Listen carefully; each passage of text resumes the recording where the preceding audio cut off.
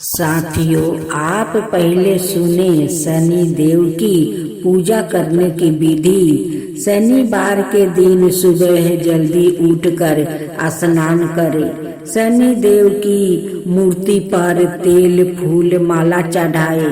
शनि देव को पंचमृत से स्नान कराए। शनि देव को फल मिठाई आदि का भोग लगाए। तिल के तेल या सरसों के तेल का दीपक जलाए। शनि देव की स्तुति पाठ करे। पूजा का समापन शनि देव की आरती से करे। पूजा के बाद असहाय लोगों को भोजन करवाए। व्रत का पारण काली उड़द की दाल की खिचड़ी से करे। ये आप सभी सुनेंगे शनिवार की व्रत कथा। एक बार की बात है, सभी नवग्रहों यथा सूर्य, चंद्र, मंगल, बुध, बृहस्पति, शुक्र, शनि, राहु और केतु में विवाद छिड़ गया कि इनमें से सबसे बड़ा कौन है। एक समय सर्ग लोक में सबसे बड़ा कौन के प्रश्न को लेकर सभी देवताओं में वाद विवाद प्रारंभ हुआ और फिर परस्पर भयंकर युद्ध की स्थिति बन गई। सभी देवता देवराज इंद्र के पास पहुँचे और बोले, हे देवराज, आपको निर्णय करना होगा कि 9 ग्रहों में सबसे बड़ा कौन है। देवताओं का प्रश्न सुनकर देवराज इंद्र उलझन में पड़ गया और कुछ देर सोच कर बोले, हे देवगणों, मैं इस प्रश्न का उत्तर देने में असमर्थ हूँ।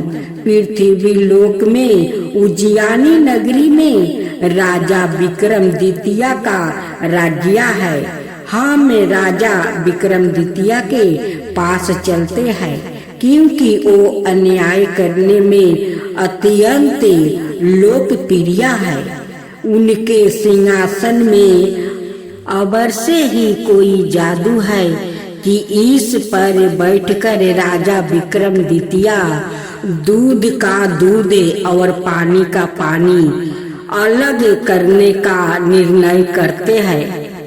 देवराज इंद्र के आदेश पर सभी देवता पृथ्वी लोक में उज्जैनी नगरी में पहुँचे। देवताओं के आगमन का समाचार सुनकर सवाए राजा विक्रमादित्य ने उनका स्वागत किया।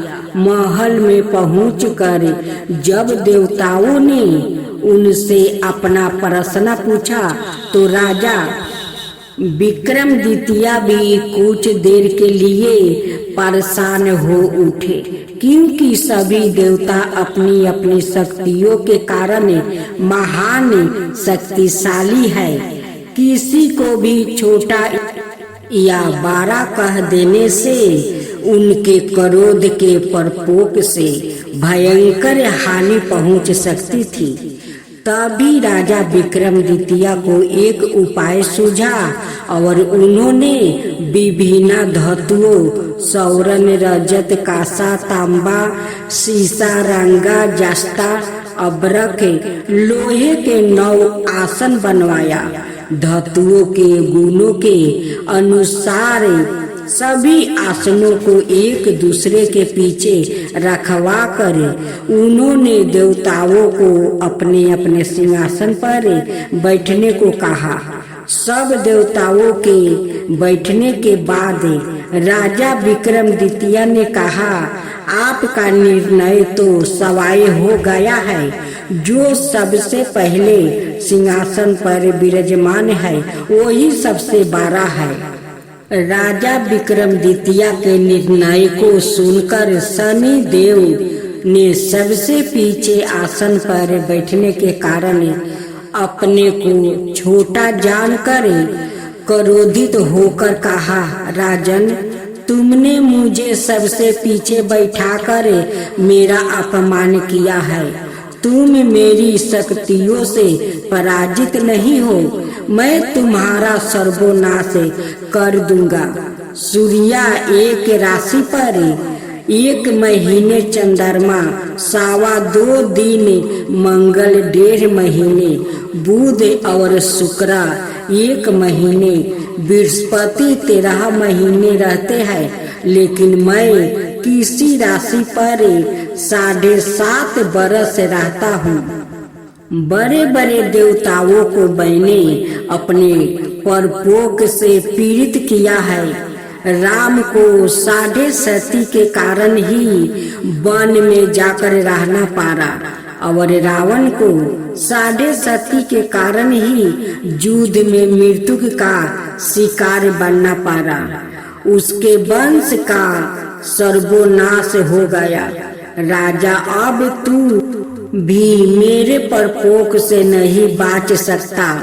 राजा विक्रमादित्य शनि देवता के परपोक से थोड़ा भयभीत तो हुआ, लेकिन उन्होंने मन में विचार किया, मेरे भाग्य में जो लिखा होगा ज्यादा से ज्यादा वही तो होगा। फिर शनि के परपोक से भयभीत होने की आवश्यकता क्यों है? उसके बाद अनाए ग्रहों के देवता तो प्रसन्नता के साथ वहां से चला गया, लेकिन शनि देव बड़े क्रोध के साथ वहां से विदा हुआ। राजा विक्रमादित्य पहले की तरह ही अन्याय करते रहे। उनके राज्य में सभी स्त्री पुरुष बहुत आनंद से जीवन यापन कर रहे थे। कुछ दिन ऐसे ही बीत गया। उधर शनि देवता अपने अपमान को भूले नहीं थे। विक्रमादित्य से बदला लेने के लिए एक दिन शनि देव ने घोड़े का व्यापारी का रूप धारण किया और बहुत से घोड़ा के साथ उज्जैनी नगरी में पहुंच गया। राजा विक्रमादित्य ने राज्य में किसी घोड़े के व्यापारी के आने का समाचार सुना तो अपने अश्वपाल को कुछ घोड़े खरीदने के लिए भेजा। अश्वपाल ने वहां जाकर घोड़ा को देखा तो बहुत खुश हुआ, लेकिन घोड़ा का मूल्य सुनकर उसे बहुत हैरानी हुई। घोड़े बहुत कीमती थे। अश्वपाल ने जब वापस लौटकर इस संबंध में बताया तो राजा ने सवाई आकर एक सुंदर और शक्तिशाली घोड़े को पसंद किया। घोड़ा की चाल देखने के लिए राजा उस घोड़े पर सवार हुआ तो वो घोड़ा बिजली की गति से दौड़ पड़ा। तेजी से दौड़ता हुआ घोड़ा राजा को दूर एक जंगल में ले गया और फिर राजा को वहां गिराकर जंगल में कहीं गायब हो गया। राजा अपने नगर को लौटने के लिए जंगल में भटकने लगा, लेकिन उसे लौटने का कोई रास्ता नहीं मिला। राजा को भूख प्यास लग आई। बहुत घूमने पर उसे एक चरवाह मिला। राजा ने उसे पानी मांगा। पानी पीकर राजा ने उस चरवाह को अपनी औंठी दे दिया। फिर उसे रास्ता पूछकर वो जंगल से बाहर निकलकर पास के नगर में पहुंचा। राजा ने एक सेठ की दुकान पर बैठकर कुछ देर आराम किया। उसे सेठ ने राजा से बातचीत की तो राजा ने उसे बताया कि मैं उज्जैनी नगरी से आया हूँ। राजा के कुछ देर दुकान पर बैठने से सेठ जी की बहुत बिक्री हुई। सेठ ने राजा को बहुत भगवान समझा और उसे अपने घर भोजन के लिए ले गया। सेठ के घर में सोने का एक हार खूंटी पर लटका हुआ था। राजा को उस कमरे में अकेले छोड़कर सेठ कुछ देर के लिए वो बाहर गया। तभी एक आश्चर्यजनक घटना घटी। राजा के देखते देखते सोने के उस हार को खूंटी निगल गई। सेठ ने कमरे में लौट कर हार को गायब देखा तो चोरी का संदेह राजा पर ही किया, क्योंकि उस कमरे में राजा ही अकेले बैठा था। सेठ ने अपने नौकरों से कहा कि इस मुसाफिर को रस्सियों से बांधकर नगर के राजा के पास ले चलो।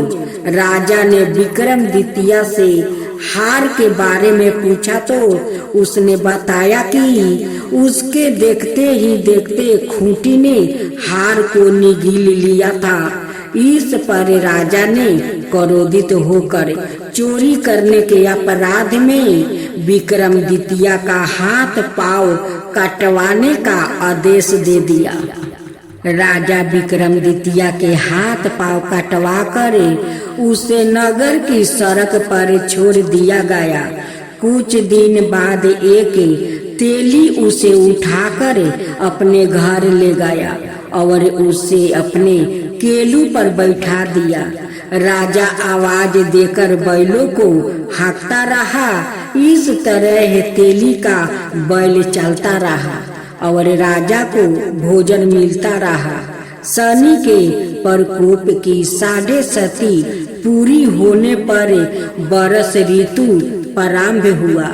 राजा विक्रमादित्य एक रात मेघ मल्हार गा रहा था कि तभी ने नगर के राजा की लड़की राजकुमारी मोहिनी रथ पर सवार उस तेली के घर के पास से गुजरी। उसने मेघ मल्हार सुना तो उसे बहुत अच्छा लगा और दासी को भेजकर गाने वाले को बुला लाने को कहा।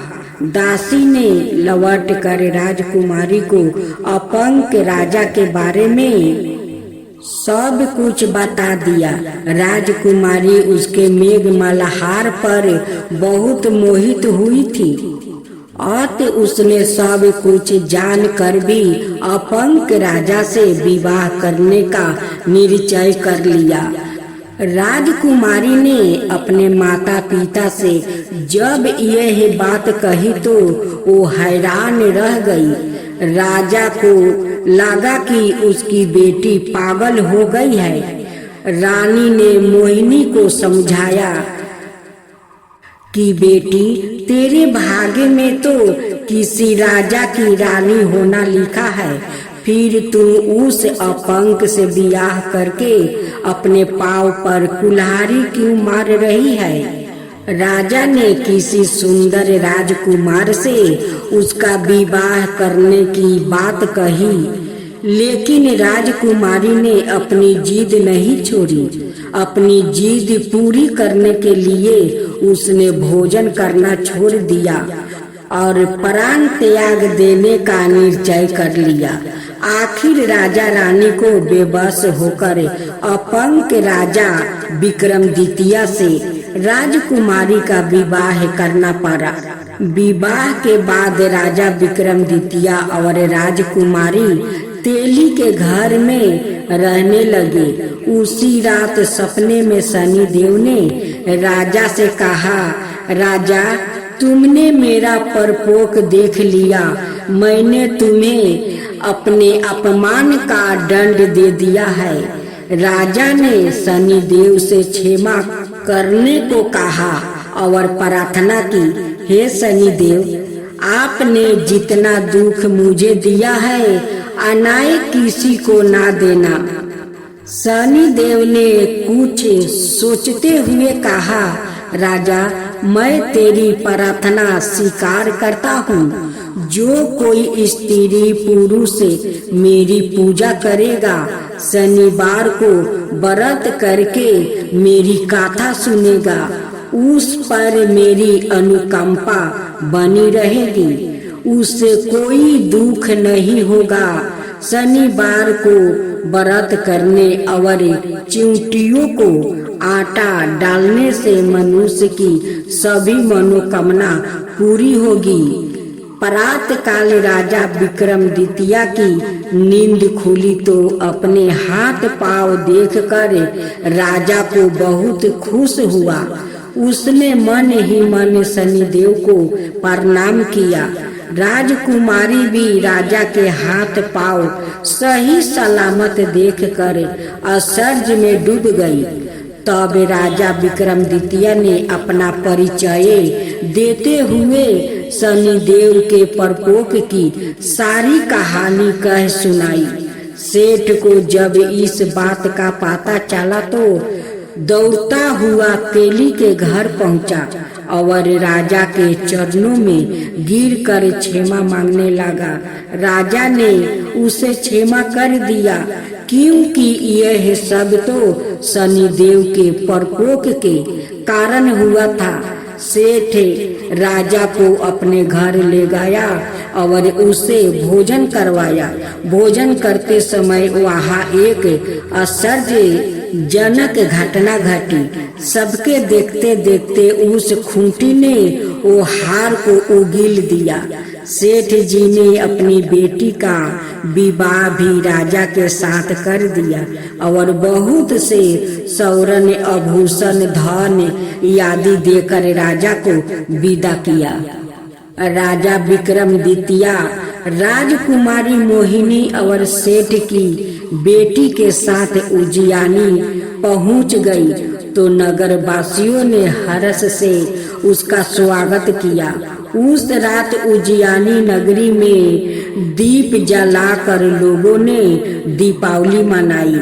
अगले दिन राजा विक्रमादित्य ने पूरे राज्य में घोषणा करवाई, शनि देव सब देवों में सर्वश्रेष्ठ है।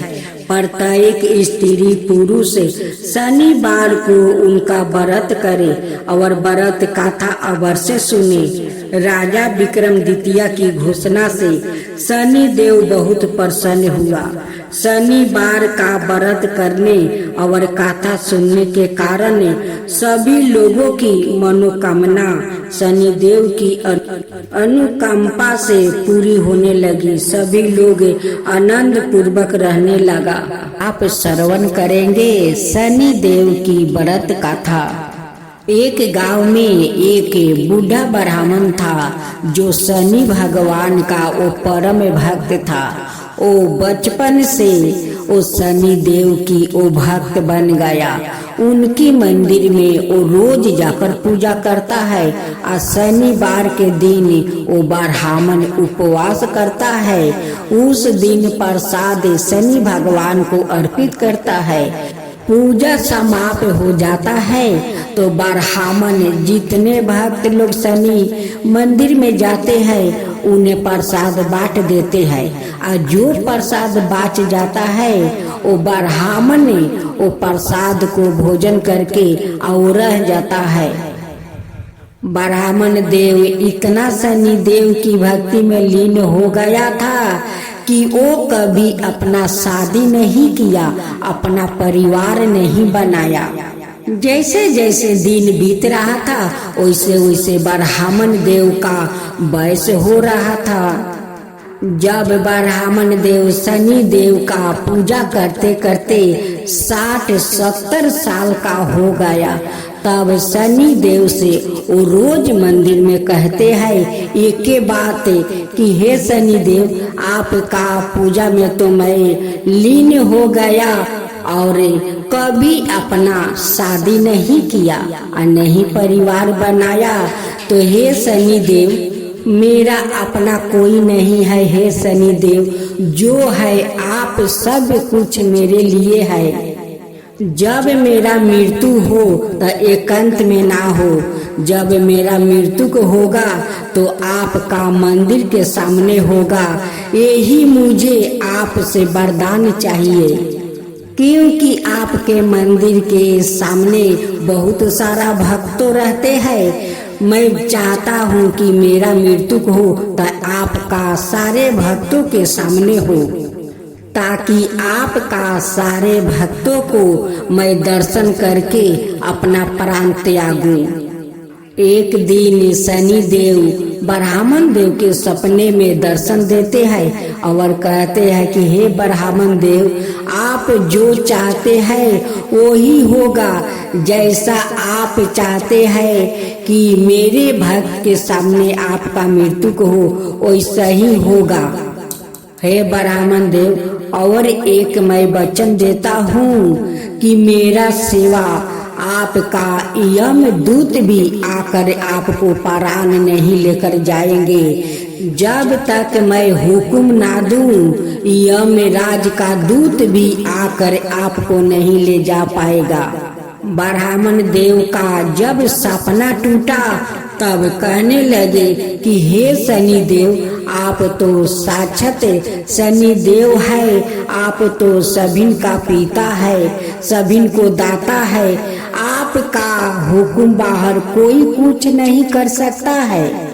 फिर ब्राह्मण देव दूसरे दिन शनि देव का मंदिर में जाते हैं, वहाँ पर पूजा पाठ करते हैं। अब पूजा समाप्त होने पर सभी भक्तों में प्रसाद बांटते हैं और जो बच जाता है वो खुद भोजन कर लेते हैं।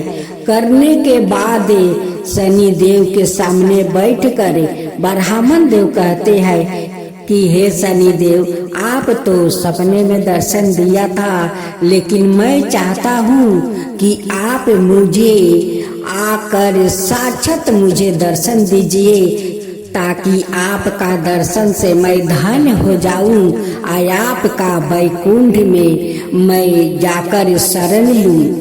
शनि देव ब्राह्मण देव को साक्षात दर्शन देते हैं। ब्राह्मण देखकर धन हो गया। वो बार बार हाथ जोड़कर अपना सर उनकी चरण में वो बार बार टीक रहा था। शनि देव उनकी श्रद्धा भक्ति देखकर कहते हैं कि हे ब्राह्मण देव, आपका तो वयस 70 पार हो गया है, अब आप कुछ दिन का मेहमान है। आप देखिए, इस पीपल के पास आकर दीप जलाकर यहीं पर रहिएगा, क्योंकि मैं इस पीपल में वास करता हूँ। जो मनुष्य इस पीपल के जड़ में दीप जलाकर मेरा परिक्रमा करता है, उन पर मैं प्रसन्न होता हूँ और उनका वैकुंठ धाम का प्राप्ति भी होता है। तो हे ब्राह्मण देव, आप दीप जलाकर इस पीपल का वृक्ष को परिक्रमा कीजिए, या तो 3 बार या तो 7 बार, ताकि आपका प्राण मेरे सामने निकल जाएगा और आपका वैकुंठ धाम मिल जाएगा। जैसे जैसे दिन बीत रहा था वैसे वैसे ब्राह्मण का और ज्यादा वयस हो रहा था। एक दिन ब्राह्मण देव का थोड़ा तबीयत खराब लग रहा था। ब्राह्मण देव जाकर सो गए। वैसे ही यमराज का दूत आया और कहने लगा कि ब्राह्मण देव, आपको जाने का समय हो गया है, चलो मेरे साथ है। ब्राह्मण देव कहते हैं कि आपके साथ मैं कैसे जा सकता हूँ? शनि भगवान तो मुझे वचन दिया है कि मेरा मृत्यु को होगा तो उनकी सामने होगा और उस पीपल का वृक्ष के पास होगा। आप मुझे कैसे ले जा सकते हैं? वो शनि भगवान को ब्राह्मण देव पुकारा और शनि भगवान दौड़े चले गए और यमदूत से कहा कि देख भाई, तू ये भक्त को नहीं ले जा सकता है। वो मुझसे वचन लिया है और मैं उसे वचन दिया है कि उसका मृत्यु होगा तो मेरा सामने होगा। तुम ब्राह्मण को नहीं ले जा सकता है, तुम लौट जाओ। दूत कहता है कि शनि देव, मुझे तो यम राजा भेजा है कि जाओ उस ब्राह्मण को ले आओ। अगर मैं खाली हाथ जाऊंगा तो उन्हें क्या मैं जवाब दूंगा? शनि देव कहते हैं कि जाकर अपना राजा से कह देना कि शनि का हुक्म बगैर कोई उसका प्राण नहीं ले जा सकता है। दूत परलोक लौट गया अब ब्राह्मण देव दूसरा दिन पीपल के पास आकर दीप जलाकर वहाँ पर वो बैठते हैं। वैसे उनकी प्राण वहीं पर निकल जाता है। सारे भक्त में हाहाकार मच गया कि ब्राह्मण देव का मृत्यु हो गया, ब्राह्मण देव को मृत्यु हो गया।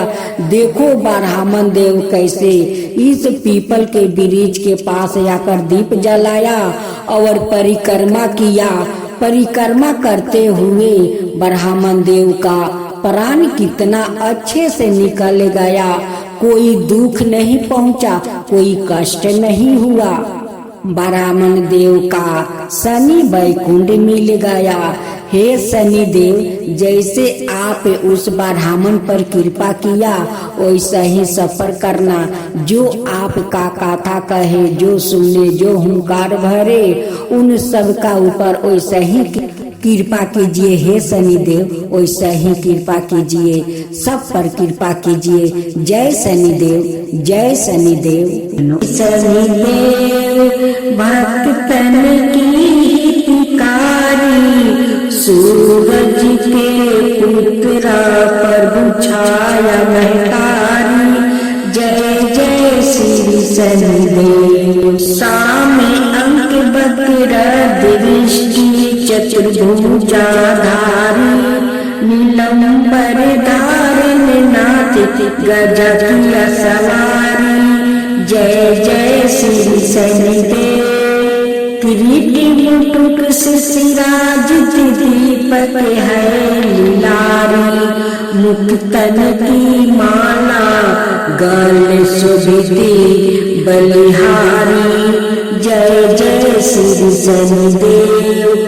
मोदक मिष्टन पान चढ़त है सोपारी, लोहा तिल तेल उर्दी महिषी अति प्यारी। जय जय श्री शनि देव।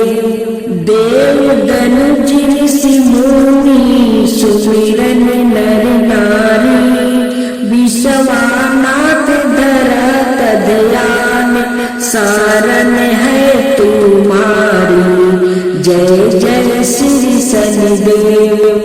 जा पर कीर्तित हो तुम स्वामी, घोर कष्ट ओ पावे, धन विभाव और मान कीर्ति सब पल भर में मिट जावे।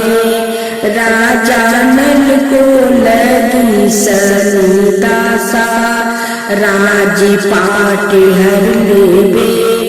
जय शनि देव, जय शनि देव, जय जय जय शनि देव। जा पर प्रभु हो तुम स्वामी, सकल शीष को पावे तुम्हारी।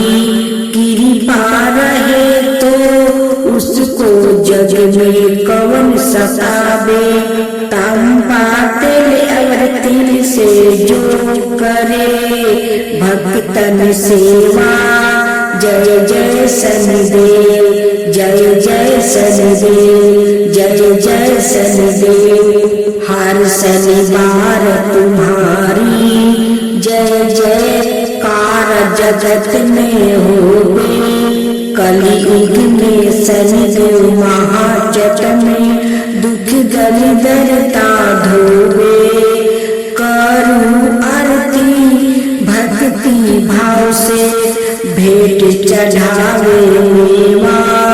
जय शनिदेव, जय शनिदेव, जय जय जय शनिदेव। चार भुजा ताही साजे, गादा हस्ते प्यारी। जय शनिदेव जी रवि नंदन गजे बंदन यम अंग्रेज देवा। कष्ट ना सोनर पाते करते तब सेवा। जय शनिदेव जी, जय शनिदेव जी। तेज अपार तुम्हारा स्वामी, सहा नहीं जावे तुम तुमसे विमुख जगत में सुखी नहीं पावे। जय शनिदेव जी नमो नमो रविनंदने, सब ग्रहों से ताजा बंसीधर यश गावे। रखियो प्रभु लाज हमारा, जय जय शनिदेव जी, जय जय शनिदेव।